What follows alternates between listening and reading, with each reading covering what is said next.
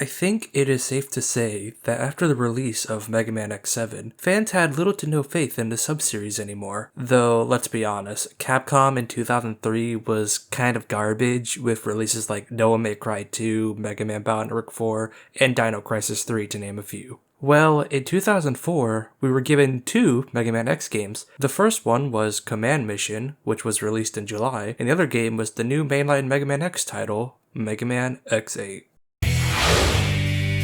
Mega Man X8.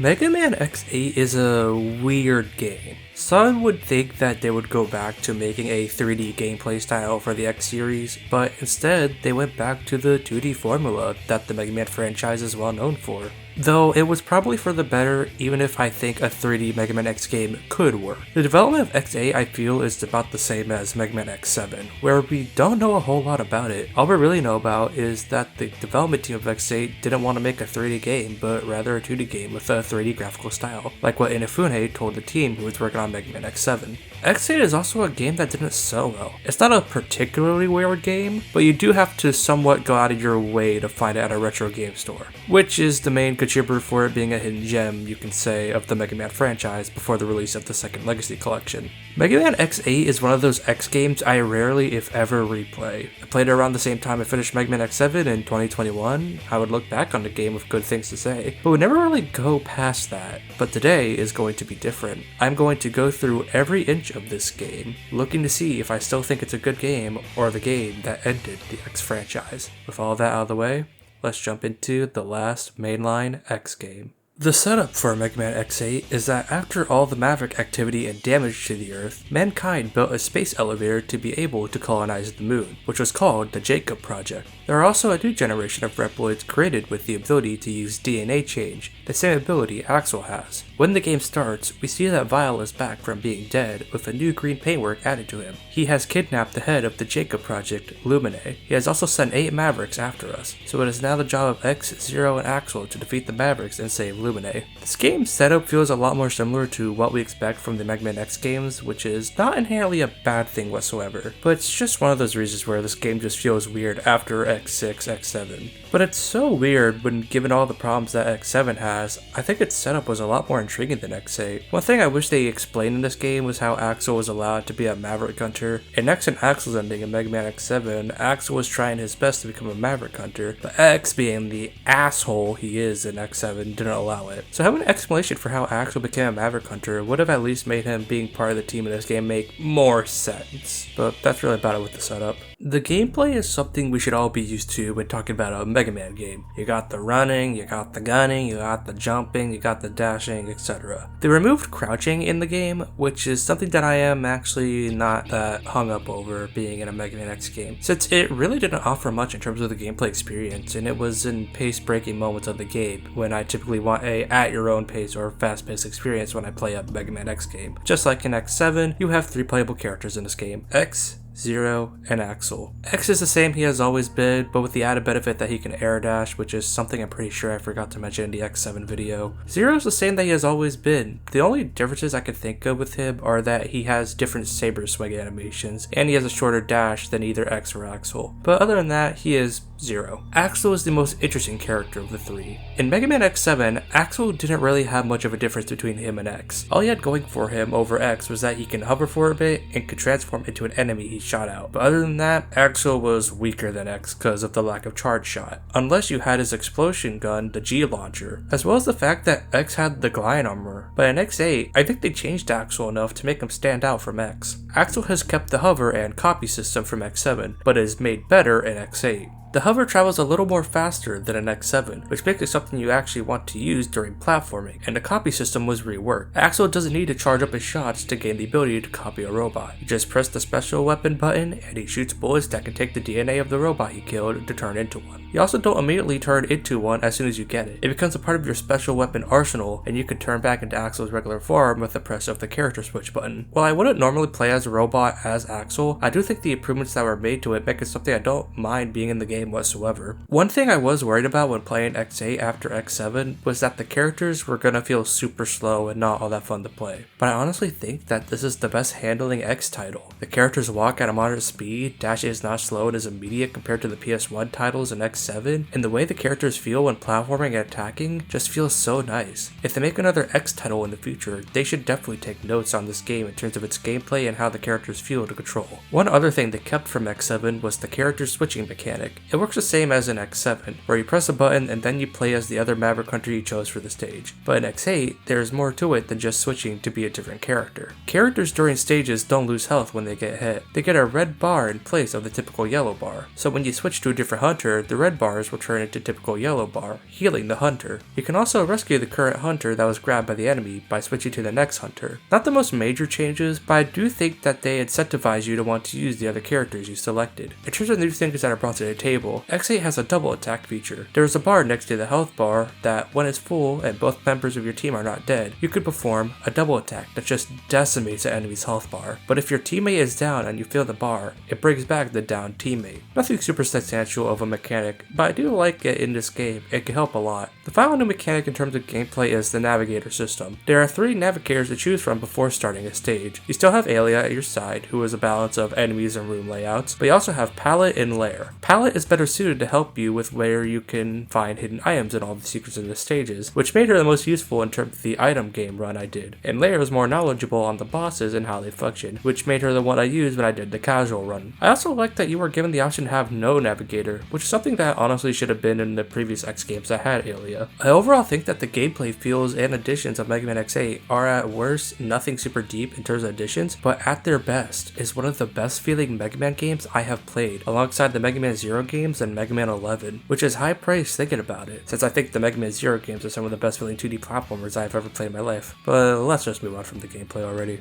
The presentation of Mega Man X8 I am overall very mixed on. Let's start with the way the game looks. Now, I think it is no surprise that X8 looks better than X7, but I think that is a given when it is Mega Man X7. But part of me still thinks that just like with Command Mission, X8 still isn't up to snuff with the other PS2 games of that same year or even other games of the 6th generation of consoles. There are 2 things I need to mention that are in the game's favor in terms of its presentation. The first thing is that I really like the new revamped art style the game went for. The characters look like a little more human than before and it looks really nice. Though I have to say that I find it really funny that the reason they look like that is because the artist Tatsuya Yoshizawa considered what they would look like as toys, when people just say it looks like a good transition to the Zero series style. But hey, nonetheless, still looks good. The second thing is that Mega Man X8 is one of the very few PS2 games that supports 480p, which has the game clean up better than it was just in 480i. But unlike other PS2 games that support 480p, you have to hold the cross and triangle button when booting up the game to access it. I don't know how anyone found out about this other than looking it up online. Despite the game cleaning up better in 480p, I think that the game is not a huge improvement compared to X7. Sure, it looks better than X7 with better model quality, but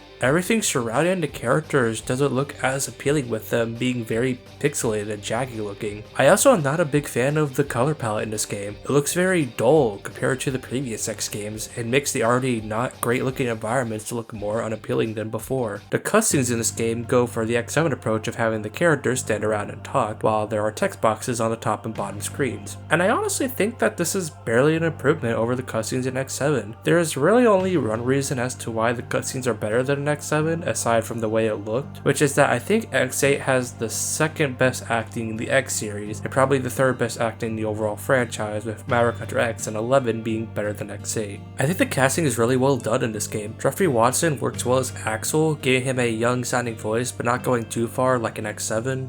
Just the thought of wiping the floor with those Mavericks makes my trigger finger itch. Lucas Gilbertson as Zero is just so perfect. Lucas Gilbertson is perfect for Zero with his more tough-sounding voice, which makes sense given all that he has gone through in the series. So, he's causing these new generation Reploids to go Maverick, huh? We can't let him get away with this. But my favorite voice in the game is X, played by Mark Gotha. I hope I pronounced that right. He really sounds down to earth and determined, which is the kind of voice I want to hear for X. No, Alia. Axel's right. There's no time to be wishy-washy here. Even as we speak, Mavericks are causing havoc. One thing that is normally a plus with a Mega Man X title for me is the music. This is also one of the more interesting parts of Mega Man X8. The soundtrack focuses on a more rock-oriented soundtrack than the previous X games, where while they had rock music in them, they had different genres to them as well, especially in the ice level music. In X8, however, I think the music just doesn't hit as hard as some of the best songs in the other X games, with the exception of Mega Man X2. But I do think that there are some winners in the soundtrack, like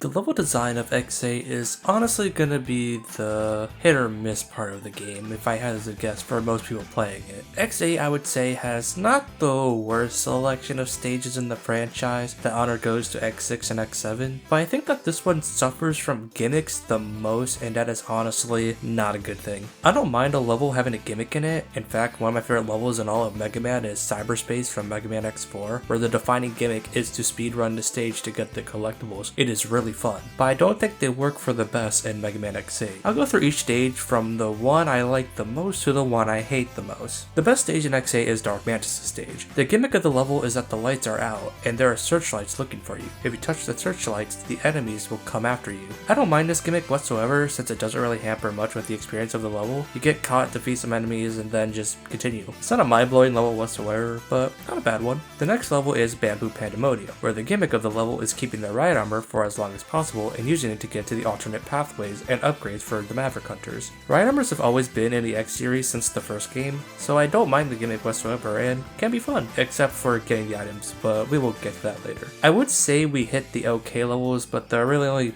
two levels that are just okay or not worth making a fuss about, which are Gravity Antonian and Optic Sunflower. Gravity Antonian's stage is centered around a gravity shifting gimmick similar to the second half of both Cyberspace in X4 and the Planetarium in X5. But unlike in those games, you have to watch as every time you switch gravity, the stage shifts instead of it being almost immediate like in X4 or X5. There's also a section in the stage where you have to dodge blocks, and I hated this section a lot, as you can get stuck between blocks and can't get out. But other than that, it's a pretty whatever stage in the game. Optic Sunflower is entirely focused on its gimmick, but I think the idea behind the gimmick is a good idea. The gimmick is that there are challenges you need to do, and depending on how well you do in the challenge, decides which challenge you do next. Now, I like the idea of doing a challenge and the outcome is different given your performance, but it doesn't work because it's centered around combat. Combat in Mega Man X is not really a main contributor for why I like the games, since I think the mix of platforming and killing enemies is what makes it fun. But when it's just combat, I am not really all that invested in it. I would prefer something like Cyberspace in X4 if they wanted to do a level around doing your best. I will say that the Cutman Easter egg in the stage is really cool, but that's about it. The rest of the levels are just ones I don't like, with them having one thing in common, which are auto-scrollers. One of, if not the worst gimmick in any platformer. The least bad auto-scroller, which I know is going to be a hot take, is Burn Rooster. The auto-scrolling in this level is really bad, worse than the level that I ranked below this one. But what makes this one the best level between the four main levels is that there's actual platforming between the auto-scrolling that breaks up the boredom with some of that hard as fuck X8 platforming goodness. Earthrock Trilobite is a dull one to play through. The auto-scrolling is the least bad in this one, but it's also not really all that engaging to go through in my opinion, because of its minuscule enemies and the fact that the platforming is not really all that hard compared to the rest of the game, which just makes this level more so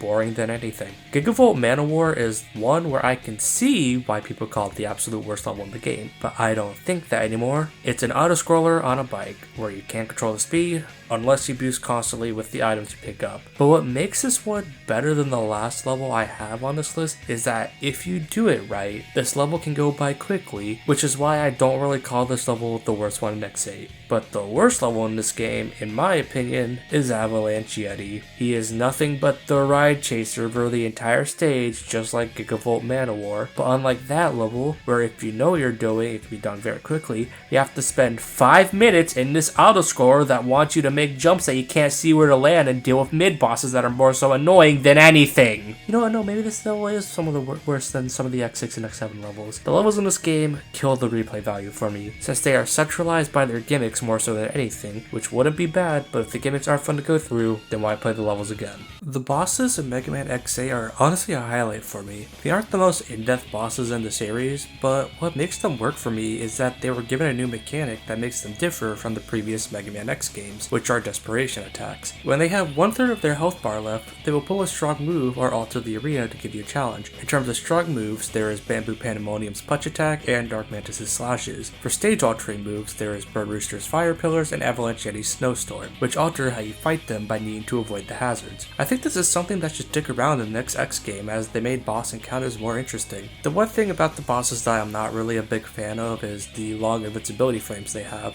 I understand why they did it, since if it wasn't there, the bosses would die quickly, but what makes it confusing is that the health bars look bigger than the previous ones, so just take the Mega Man Zero approach of making them bigger to compensate for the power you have. But other than that, I think the bosses in this game are pretty darn fun to fight.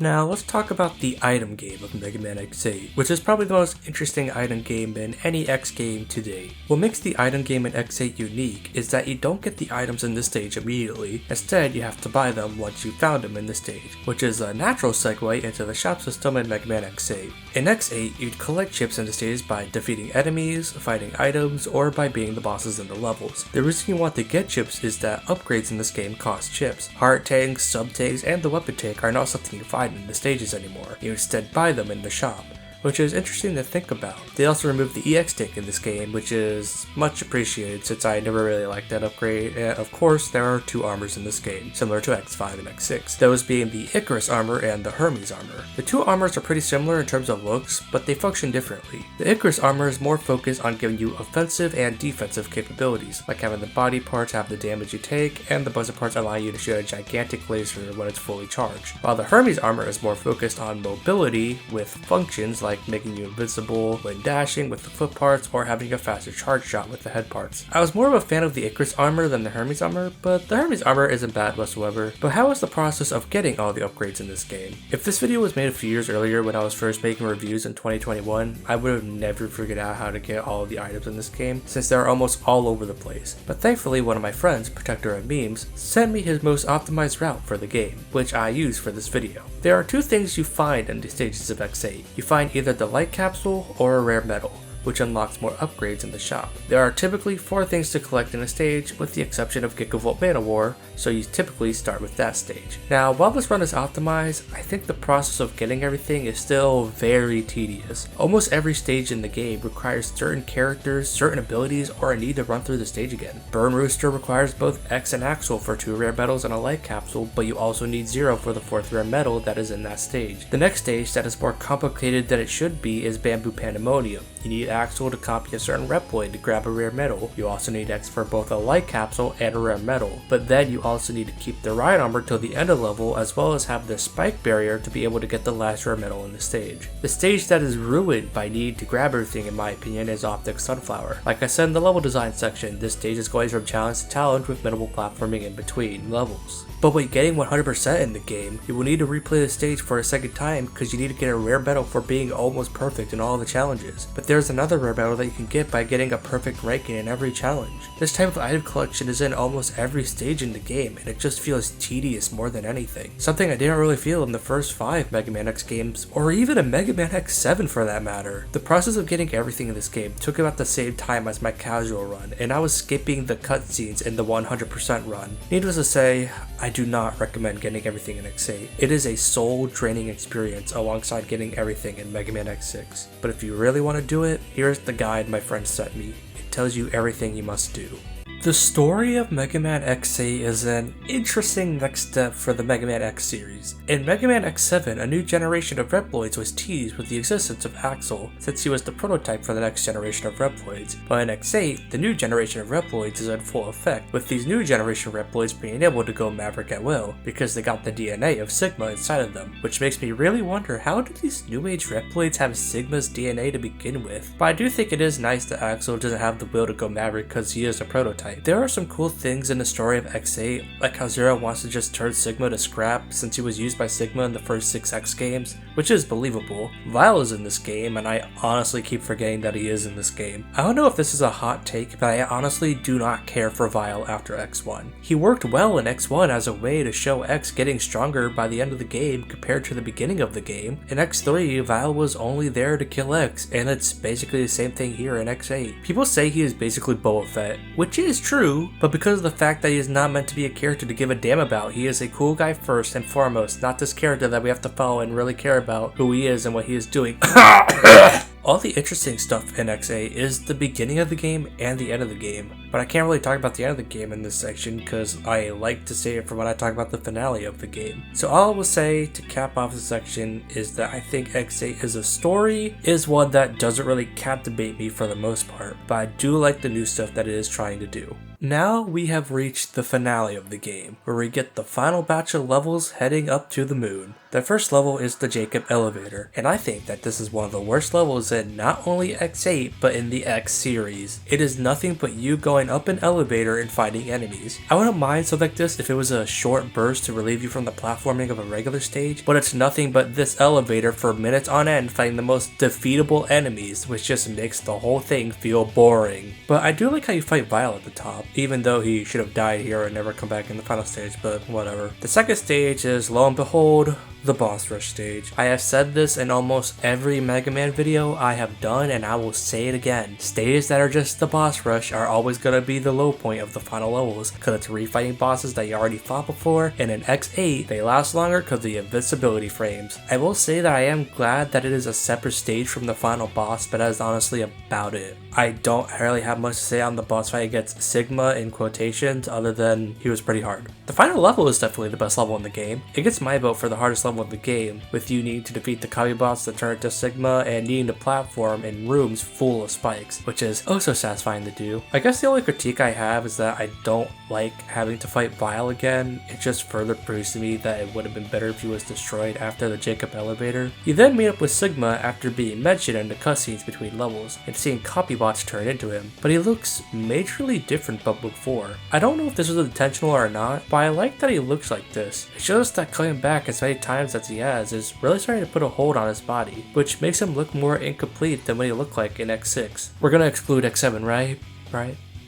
Good job, you're becoming a Mega Man fan. But like I said, I don't know if this is intentional or not. The only thing I can find about the design is that in the Complete Works book about him looking more demonic to contrast with Lumine's more angel look. So that's something, I guess. The Sigma boss fight is honestly not that hard. I just took a lot of damage because I rarely play this game and didn't know much about it. Sigma is defeated, but it is revealed that Lumine was manipulating Sigma in order to get his DNA and is behind all that has happened since the game started. I think this is much better use of having a different villain in an X game over X6 or X7, where it's more so the fact that you know that Sigma is back and the new character is just thrown away after he comes back fully. But other than that, I honestly don't have much to talk about in terms of Lumine as a character. The final Lumine boss fight is definitely the hardest in the game. The first phase is pretty simple to grasp with him using the bosses you fought in the game to use their desperation attacks on you. The second phase, however, is very hard, where he uses many attacks on you that need precise dashes and jumps to dodge them, and it all comes together in the final part of the boss, where you need to get rid of his defenses to get to him before the screen envelops in darkness, which leads to losing a life and using a retry chip. Even though I know what to do now, I won't deny that this part is kinda bullshit. The game ends with the hunters defeating Lumine. Axel gets attacked by Lumine, and the hunters go down the elevator, with X and Zero having a conversation about what will happen to them once they become obsolete. And I think it's a pretty cool clip.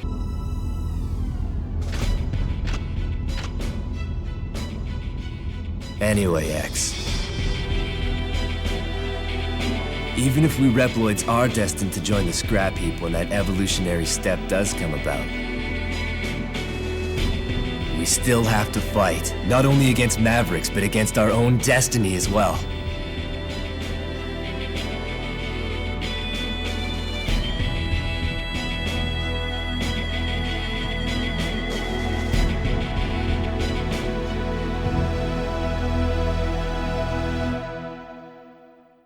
Like I said at the beginning of the video, Mega Man X8 is a pretty weird game. It does things that I want to see in a Mega Man X game. Fluid feeling gameplay, different playable characters that offer different playstyles, bosses that are fun to fight, and a few levels that are fun to go through. But the game is held back in many ways, like half of the levels in the game being auto-scrollers, gimmicks in certain stages that don't really add anything meaningful or just ruin the gameplay feel, an item game that is more complicated than it should be that makes levels not fun to go through, in a story that, while it tries to do more than the other X games, doesn't really go the extra mile in ways I think X4 and X5 are able to do better. This game clearly does a lot right and is an improvement compared to Mega Man X7, but I think X8 suffers from the same problems as Mega Man X3, a game that gets stuff right but falters in its new ideas and executions compared to the other games in the sub-series. I don't think X8 is worse than X3. I definitely would replay over X3 and the other bad X games like X6 and X7, but I expect I wouldn't be returning to it for a while. If you are going to play this game, I recommend doing a casual run of the game than doing a 100% run. It's much more enjoyable. Next time we talk about Mega Man X, we go into the last Mega Man X game released as of 2025, Mega Man X Dive Offline. This will be an interesting review since I never reviewed a gacha game before, but we'll see what I think of it when we get there. I hope you all enjoyed the video,